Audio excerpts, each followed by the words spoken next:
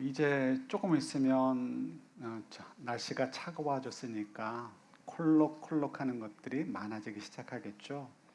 그러면 저희들이 의뢰의 뭘 많이 하려고 하죠? 손 닦는 걸 많이 하려고 합니다. 왜 그렇죠? 손을 통해서 많은 점, 세균들이 이제 옮기기 때문에 그렇습니다. 저희들은 이것이 너무나 당연한 사실인데 불과 100여 년 전만 해도 이것은 아무도 믿지 않는 이야기였다라고 합니다.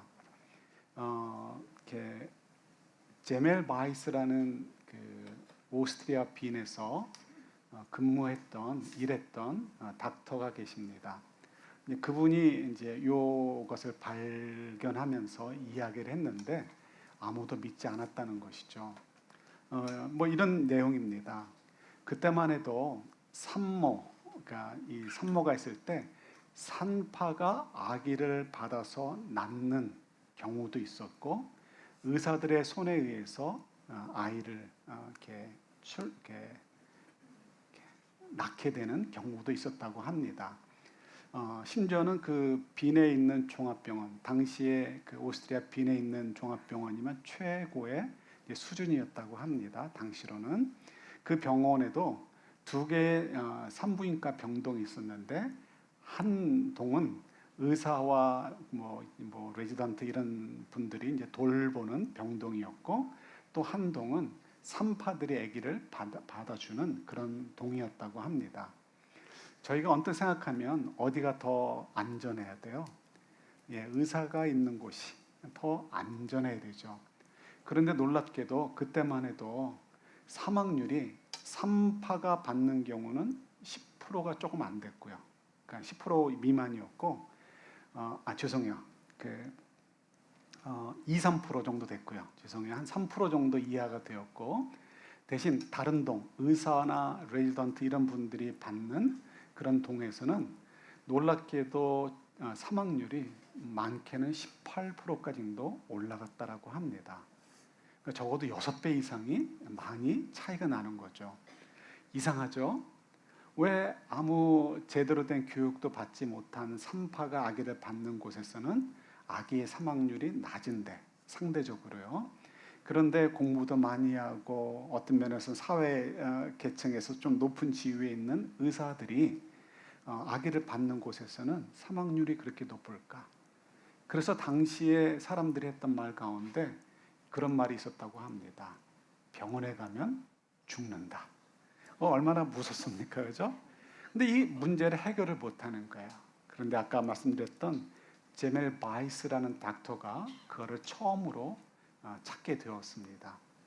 어느 날 자기 친구 닥터가 시체를 가지고 부검을 하다가 메스에 손이 비어서 손에 핏자국이 나게 되었습니다.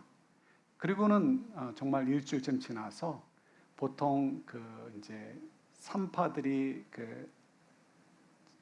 출산하고 나서 죽을 때 이제 폐혈증으로 고열이 나고 죽는다고 하는데요.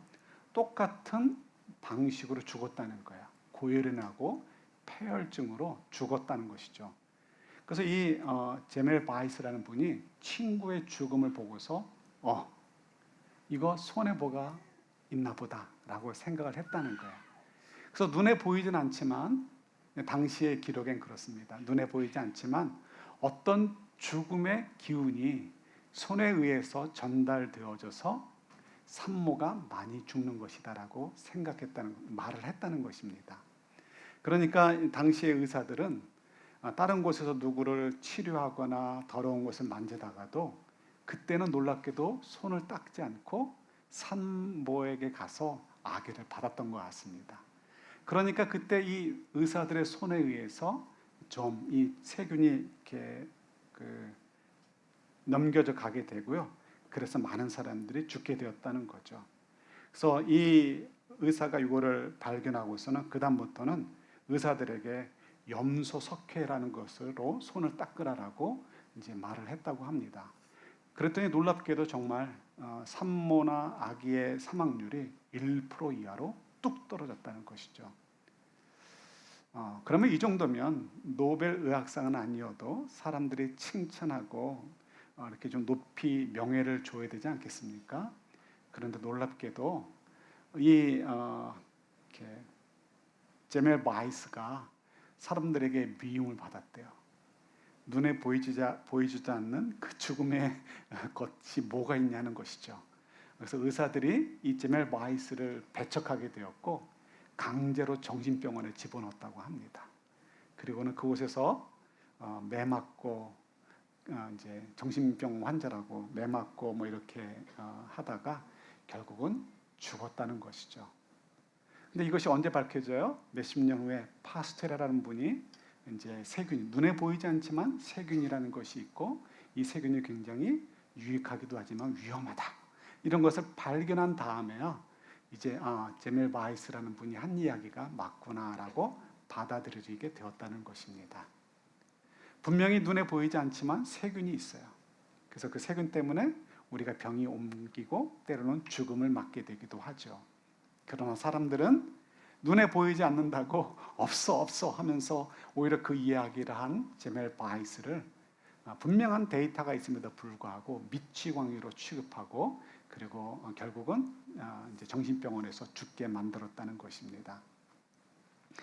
사실 저희들이 일상을 살면서 이런 도전을 받을 때가 많이 있습니다. 믿음의 도전은 더 그렇죠.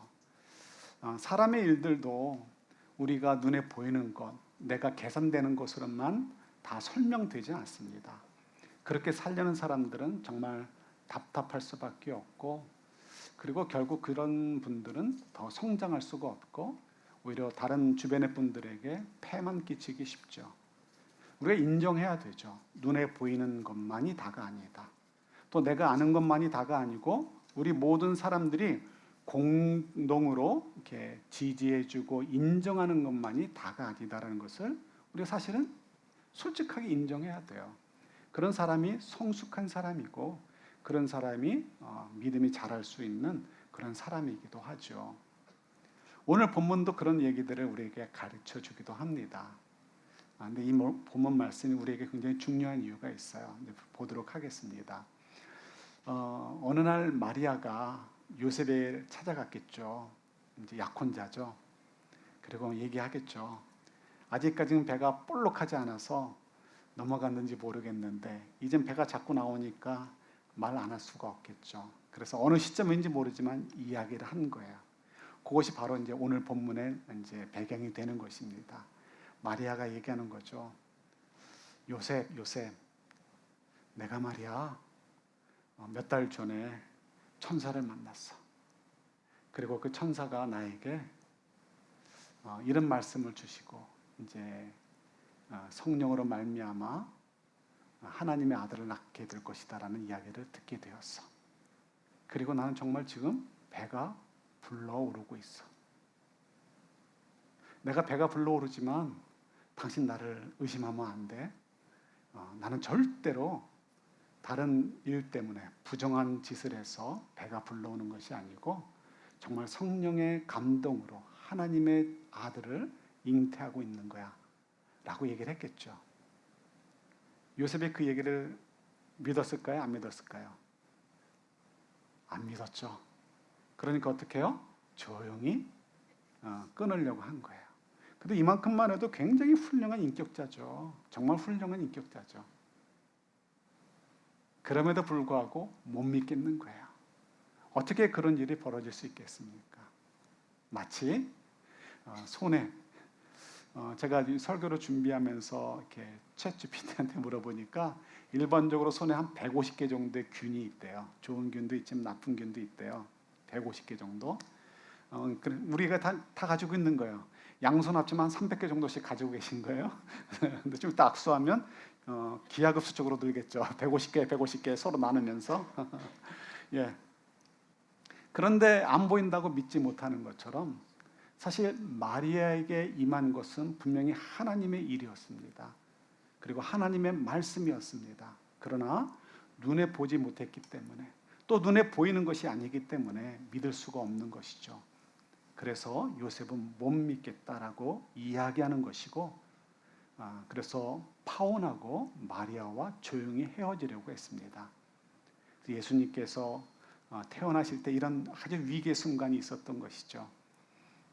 그래서 하나님께서 천사를 통해서 그에게 말씀하시는 거죠.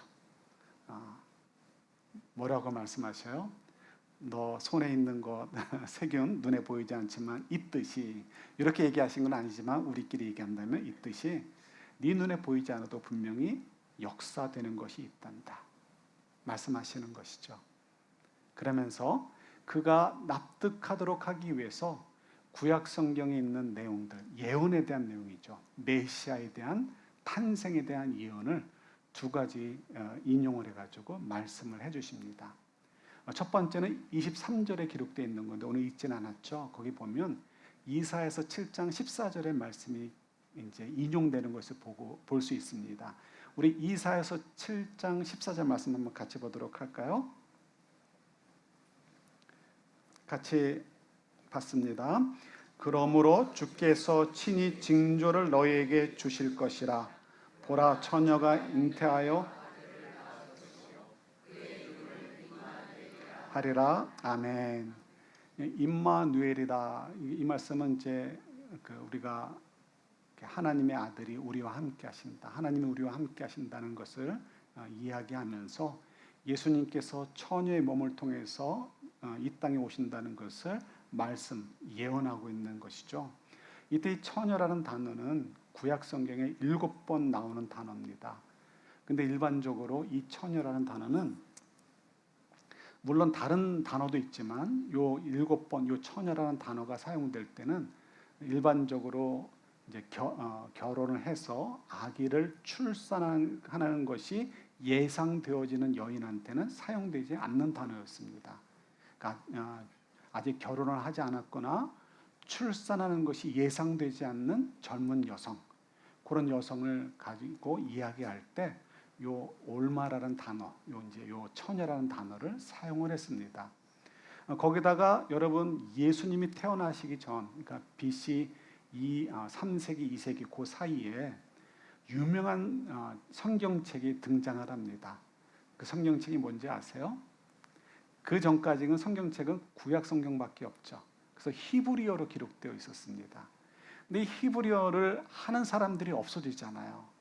이스라엘 백성들이 있었지만 그들은 히브리어를 사용하지 않았고 아람어 아니면은 헬라어를 사용하고 있었습니다. 그러니까 성경을 읽을 수가 없어요. 그래서 어떻게 하냐면 성경을 번역하게 됩니다. 그런데 성경을 번역하는 것이 쉬운 일이 아니죠. 고급 두뇌, 공부를 많이 한 학자들을 하이어 해가지고 그러니까 한두 달에 번역할 수가 없잖아요. 몇 달 혹은 몇 년 걸릴 수가 있죠. 그래서 그 번역하는 동안 그 고급 인력에게 필요한 월급을 줘야 돼요. 그러니까 상당히 큰 금액이 들어갈 수밖에 없습니다. 그런데 당시에 유대인들이 히트를 치고 있었습니다. 뭐로 히트를 쳤냐면 무역업으로 히트를 치고 있었습니다. 당시에 지중해가 세계의 중심이에요. 로마가 있잖아요. 근데 이 지중해의 상권을 잡고 있었던 게 그리스 사람이에요. 그리스 사람들. 근데 이 그리스 사람들이 너무 상권을 독점하고 있으니까 로마 정부에서 야, 안 되겠다. 이 독점은 안 되지 해가지고 누군가를 키워서 그리스 사람들과 경쟁을 시켜야 되겠다라고 찾았는데 다른 사람이 없는 거예요. 다른 민족이 없어요. 개중 머리가 잘 돌아가고 쫓아갈 수 있는 게 누구예요? 유대인인 거죠. 그래서 이 로마의 정부에서 유대인들을 팍팍 밀어줬습니다. 그래서 유대인들이 금방 쫓아와가지고 또 커다란 부를 누리게 되었습니다. 그래서 당시의 세계 최고의 도시 가운데 하나 로마가 있고 그 다음에 큰 도시가 알렉산드리아, 이집트에 있는 알렉산드리아인데요. 거기는 이제 무역의 중심지이기도 하죠. 그래서 이 알렉산드리아에 유대인들이 많이 모여 살면서 상업으로 엄청난 부를 누리고 있었습니다. 돈이 있으니까 뭘 해요? 믿음에 대한 열심이 있으니까 야, 우리 자녀들이 또 우리들이 읽기 쉬운 성경을 만들자. 그래가지고 헬라어로 성경을 번역하게 됩니다. 왜 헬라어요? 그때 당시에 조금 전에 유명한 대왕이 있죠. 무슨 대왕? 알렉산더 대왕이 있었어요. 그때 알렉산더 대왕이 그 지역을 다 점령하고 있었는데 알렉산더 대왕이 한 일이 있어요. 하나님께서 그를 통해서 예비하신 거죠. 뭘 했어요? 자기가 정복한 땅은 전부 언어를 통일시켰는데 그리스어를 사용하게 한 거예요. 그래서 이 그리스어로 사람들이 말하고 책을 읽게 되니까 잘 된 거죠. 그래서 그리스어로 성경을 번역하게 됩니다. 이 성경을 두고 나중에 예수님도 복음을 전하시기도 하고, 특히 사도 바울이 선교로 다니면 어떻게 해요? 다 헬라어를 할 줄 알고, 그러니까 헬라어 성경 번역 성경의 70인역을 가지고 다니면서 이제 복음을 전하게 되기도 한 것이죠. 근데 이 성경을 왜 70인역이라고 하느냐? 돈이 많았어요. 알렉산드리아에 있는 유대인들이. 그래서 한두 명의 학자만을 초청한 게 아니고요. 무려 70명이나 되는 학자를 초청해가지고 그 다음에 돈이 많으니까 각자 호텔을 따라잡아 준 거예요. 호텔은 아니겠지만 어쨌든 호텔을 따라잡아주고 서로 교류하지 못하게 하고, 너희들끼리 한번 각자 알아서 번역을 해봐라. 그래서 70인들이 다 각자 구약 성경을 번역을 했어요. 헬라어로. 그리고 어느 날 다 끝난 다음에 모여서 비교해 보니까 다 똑같았더라라는 전설처럼 이야기가 나옵니다. 근데 이거는 뭐 진짜인지 아닌지 모르겠지만 어쨌든 사람들이 그때 그렇게 이제 믿었고, 그 70인역이 번역이 돼가지고 그래서 책으로 발간이 되기도 합니다. 물론 지금과 같은 책은 아니지만 70인역이라는 성경이 완성이 되는 것이죠. 이때 70인역에 번역되면서 마태복음 1장 23절의 처녀, 우리 이사야서 7장 14절에 나오는 처녀라는 그 처녀의 번역을 또 오늘날로 얘기한다면 이 결혼하지 않고 그 다음에 아직 남자를 모르는 여인이라는 단어를 사용할 때 사용하는 단어로 처녀를 사용했습니다. 그러니까 예수님이 태어나기 전, 마리아라는 존재가 드러나기 전, 태어나기도 전부터 예수님께서는 처녀를 통해서 이제 동정녀를 통해서 이 땅에 태어나시게 된다라는 것이 이사야서나 또 이사야서를 읽고 느끼고 있었던 유대인들 사이 속에서는 다들 그렇게 믿고 있었다는 것이죠. 그래서 처녀로 태어나게 되는, 그러니까 이제 처녀의 몸을 통해서 태어나게 된다는 것이죠. 이 이야기를 지금 천사가 누구에게 해주는 거예요? 요셉에게 얘기해 주는 거예요. 왜 얘기해 줄까요? 너 손바닥에 아무것도 안 보인다고? 아니야, 너 손바닥에 점이 있단다, 세균이 있단다 라고 하시듯이, 설명해 주시듯이 지금 일어난 것은 마리아에게 일어난 일, 마리아가 하는 일은 그냥 마리아가 만들어낸 이야기가 아니라 오래전 이사야 선지자 때부터 예언됐던 메시아가 태어나는 과정이 있단다라는 것을 확인시켜주고 그 이야기를 통해서 믿도록 해주고 있는 것을 저희들이 볼 수 있겠다는 거예요. 자, 두 번째 어떤 말씀을 이제 인용을 해주시냐면, 우리 한번 또 같이 찾아보도록 하겠습니다. 이사야서 53장 5절 6절 말씀이에요. 같이, 그러니까 부분만 적었습니다. 같이 봤습니다. 그가 찔림은 우리의 허물 때문이요 여호와께서는 우리 모두의 죄악을 그에게 담당시키셨도다. 아멘. 21절에 어떻게 됐어요? 너는 그 이름을 예수라고 하여라. 그가 자기 백성을 그들의 죄에서 구원하실 것이다고 천사를 통해서 말씀하셨죠. 그러니까 천사의 말은 어떤 말씀을 인용한 거예요? 이사야서 53장 5절과 6절의 말씀을 인용한 것이죠. 그래서 이 말씀을 통해서 마리아가 아기를 지금 동정녀의 몸으로 태어나게 하는 것은 그냥 마리아가 나쁜 짓 하거나 그래서가 아니라 하나님께서 오래전부터 약속해 주신 구원자 메시아가 이 땅에 오는 지금 과정에 있고, 그 과정에서 이 마리아가 사용되고 있는 것이란다. 그녀의 몸에 담겨져 있는 아기는 그냥 아기가 아니라 우리의 죄를 깨끗게 하실 하나님의 아들이란다라고 지금 말씀해 주고 계시는 것이죠. 이런 이야기를 통해서 눈에 보이지 않아서 믿지 못하겠다는 요셉을 흔드시고 그의 마음이 변화되어서 하나님께서 마리아를 통해서 굉장히 귀한 일을 지금 하고 계시는구나 하고 믿도록, 그래서 마리아를 향해서 마음을 열도록 지금 하고 계시는 것을 보게 됩니다. 이것을 요셉만 믿어서는 안 되는 것이죠. 유대인들도 다 믿어야 되고 저희도 믿어야 되죠. 그래서 요셉의 이야기 바로 직전에 어떤 말씀이 기록되어 있냐면 마태복음 1장에 어떤 말씀이 기록되어 있죠? 예수님의 뭐가 기록되어 있어요? 족보, 그죠? 아브라함의 아들은 누구고 합니다. 유대인들의 족보에는 여성들의 이름이 등장하지 않습니다. 그런데 이 족보에는 여성들의 이름이 4명이나 등장을 합니다. 기록되었을 때는 이유가 있겠죠. 예를 들어서 2명, 라합이라는 여인이 등장을 하고요, 룻이라는 여인이 등장을 합니다. 근데 이 라합과 룻이 등장하는 것은 우리가 쉽게 이렇게 이해할 수 있습니다. 아브라함의 자손은 DNA가 피가 유대인이어야 되는 것이 아니고, 아브라함의 자손 이꼴 하나님의 자녀죠. 하나님의 백성들은 이 DNA로 하나님의 자녀가 되는 것이 아니고 믿음으로 하나님의 자녀가 되는 것이구나. 유대인들만이 하나님의 자녀가 아니고 온 인류가 다 하나님의 자녀이구나 하는 것을 알려주시는 하나의 단초가 되는 것이죠. 그렇다면 또 다른 여인 2명이 나옵니다. 누구냐면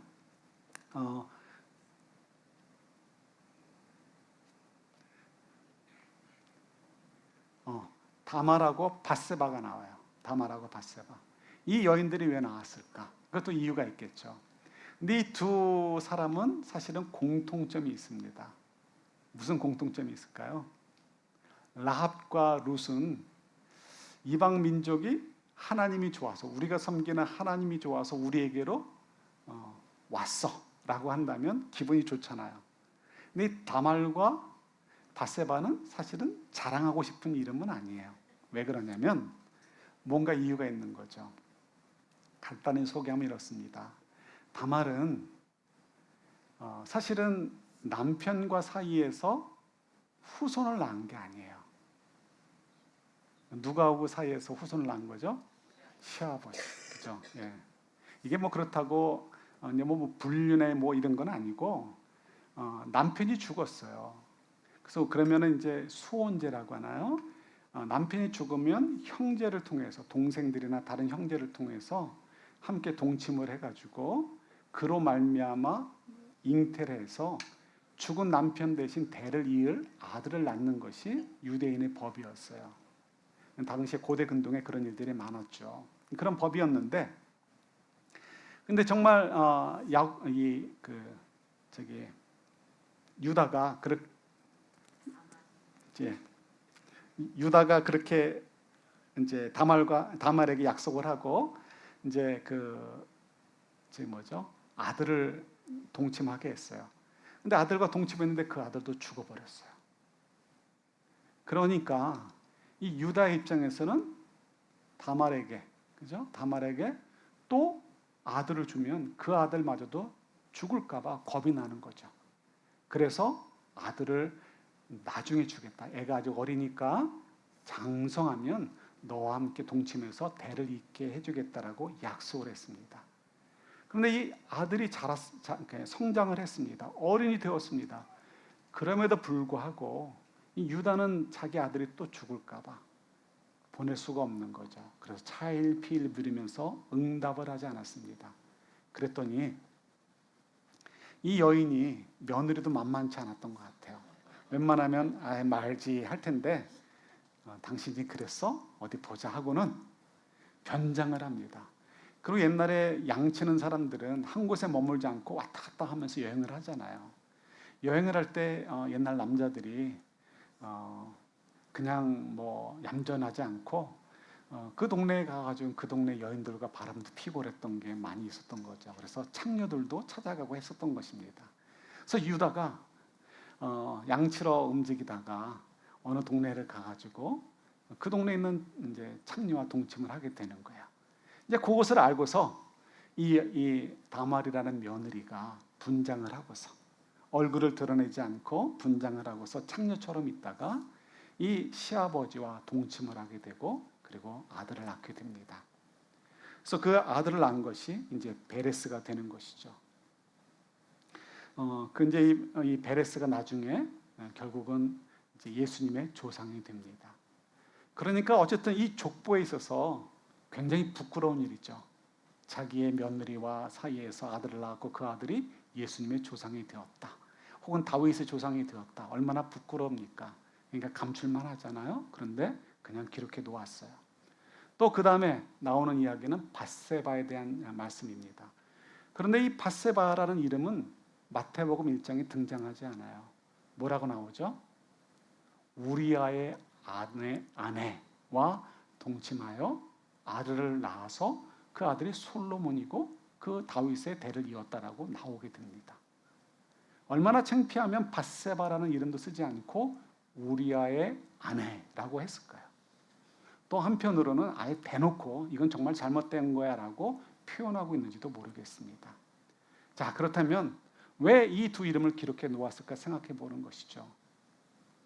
우리 이사야서 53장 말씀을 5절 6절 말씀을 이제 21절에서 아까 1장 21절에 보면서 요셉에게 말씀해 주셨어요. 예수님께서 이 땅에 뭐하러 오셨다? 죄인들을, 우리의 죄를 깨끗게 하시기 위해서 오셨다. 그런데 가만히 보니까 그 오신 분의 족보에도 뭐가 있어요? 정말 더러운 이 스토리들이, 죄의 열매들이 담겨져 있는 것을 보게 되는 거죠. 그걸 통해서 나는 죄인이 아니에요 라고 할 만한 사람들조차도 야, 너희들 다 한번 까볼래? 이런 식으로 우리 모두는 뭐다? 죄인이다라는 거예요. 내가 알던 모르던, 내가 경험했던 안 했던 우리 모두는 다 죄인이다라는 것을 말씀해 주고 계시는 거죠. 그래서 요셉을 통해서 다시 한번 분명하게 말씀해 주시는 거예요. 그 예수님, 이제 앞으로 태어나실 분을 예수라, 우리를 구원하실 분이다라고 이름을 하라고 하면서 이 안에, 그러니까 이제 정혼자의 뱃속에 있는 그 아기는 우리에게 약속되신 메시아이시고 지금 하나님께서는 하나님의 능력으로 이 아기를, 이 메시아를 우리에게 보내고 계시는 거야. 그러니까 마리아를 의심하지 마라.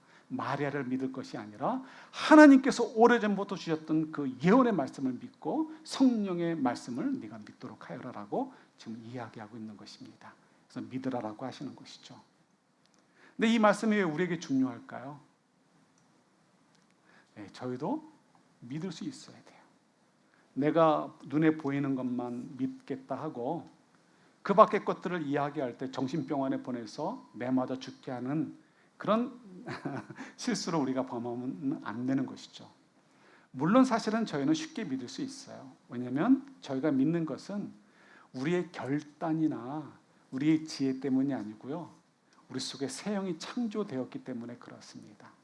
어떻게요? 성령께서 우리 안에 들어오셔서 성령의 세례를 주심을 통해서 우리 속에 새 영이 창조되어져서 이제 저희들이 조금 의심할 때가 있어도 하나님의 말씀을 기본적으로 믿고 나아갈 수 있도록 그런 생명력을 하나님께서 우리에게 주셨기 때문에 그렇습니다. 그래서 우리는 쉽게 믿을 수 있어요. 조금 더. 그럼에도 불구하고 이 말씀을 주신 이유는 뭘까요? 이 말씀은 한 걸음 더 나아가서 우리가 믿을 뿐만 아니라 예수님께서 이 땅에 왜 오셨는지를 생각하면서 그러면서 믿으라는 것이죠. 예수님께서 왜 오셨다고요? 우리의 죄를 깨끗게 하시기 위해서 오셨다는 거예요. 우리 손에 점이 많다라고 하는 사실을 깨달았다면 그 다음엔 어떻게 해요? 열심히 손 닦아야 되는 것이죠. 마찬가지로 예수님께서 이 땅에 우리의 죄 때문에 오셨다라고 한다면 우리의 죄에 대해서 민감할 수 있어야 돼요. 예수님의 피로 우리가 깨끗해지니까 됐지 난 천국 갈 거야. 믿음이 있으면 천국 간다고 했으니까. 그러나 정말 천국에 갈 수 있는 믿음이라는 것은 예수님과의 관계에 민감하시고 예수님께서 기뻐하실 만한 것들에 저희들이 아주 민감할 수 있어야 그것이 진짜 구원에 이르는 믿음이다라고 얘기할 수 있어요. 그죠? 예. 그러니까 적어도 저희들이 예수님께서 이 땅에 오신 것을 기뻐하고 믿는다고 한다면 예수님께서 이 땅에 오신 목적대로 하나님께서 우리의 죄를 깨끗게 하러 오셨다면 적어도 예수님께서 이 땅에 오셨다가 가시는 그 수고를 통해서 우리에게 주신 열매가 헛되게 되지 않도록 내가 죄에 대해서 민감해야 되겠구나. 손을 열심히 닦듯이 내가 죄로부터 자유로워지기 위해서, 죄로부터 멀어지기 위해서 내가 정말 애를 써야 되겠구나 하는 그런 마음의 다짐도 가져야 되는 것이죠. 우리가 너무 많이 죄에 노출되어 있어요. 특히 이제 21세기를 살아가는 저희들은 한 사람이 책임져야 될 것들이 너무나 많아지고요. 그리고 생각해야 될 것들이 너무나 많이 있습니다. 감정적으로도 너무나 많이 채워져 있어요. 그래가지고 다른 사람을 품어주는 것이 너무 힘들고 다른 사람의 이야기를 들어주는 것이 정말 어려운 시대에 살고 있어요. 내 생각으로도 벅차기 때문에 그렇죠. 그런데 가만히 그렇게 살다 보니까 오히려 저희들이 영적인 에너지가 드레인되고 빠져나가고 있고요. 우리 사실은 어느덧 저희들도 모르게 죄에 더 가까이 있고 죄와 더불어 우리가 뒹구는 그런 일들이 참 많이 있는 것을 우리가 솔직히 고백할 수 있어야 돼요. 나라는 바벨 탑을 우리가 모르게 세우고 있고 내 감정, 내 생각, 또 나의 일, 내 가족, 내 자녀 이런 것들에만 너무 빠져가지고 어떤 것들보다도 우선시 되어지고 심지어는 하나님과 하나님의 말씀조차도 뒤로 밀리는 그런 시대에 저희들이 살고 있는 것이죠. 사실은 요셉에게 찾아와서 해주신 말씀은 오늘날 저에게 주시는 말씀이다라고 저는 생각이 들어요. 너 정말 하나님께서 하신 일을 믿니? 그렇다면 어떡하라고요? 마리아를 멀리하지 말고 마리아를 받아주어라. 어떤 면에서는 우리의 마리아는 사실은 내 옆에 있는 모든 사람들이 될 수 있습니다.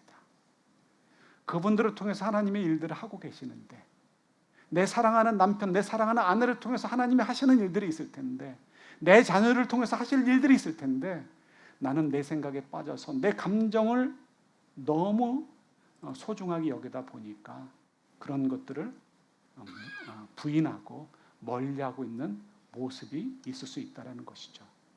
적어도 주님께서 오신 날을 기념하고 우리가 믿고 축하한다면 우리 이때를 다시 한번 우리 자신을 돌아보는 기회들로 삼았으면 좋을 것 같아요. 나는 정말 하나님께서 하시는 일들을 내 생각과 다르고 내 눈에 보이지 않다 할지라도 다른 사람들도 다 믿지 않는다 할지라도 나는 믿고 마리아를 받아줄 만한 그런 믿음이 있는가? 내가 정말 죄에 대해서 이만큼 거리감을 두고서 내가 싸워서 이길 만큼 나는 예수를 인정하고 예수님을 내 마음으로 받아들이고 살고 있는가? 우리 요셉도 아멘으로 반응했던 것처럼 저희들도 아멘으로 반응할 수 있는 복된 저희들이 될 수 있기를 우리 주님의 이름으로 축원합니다. 하나님 아버지,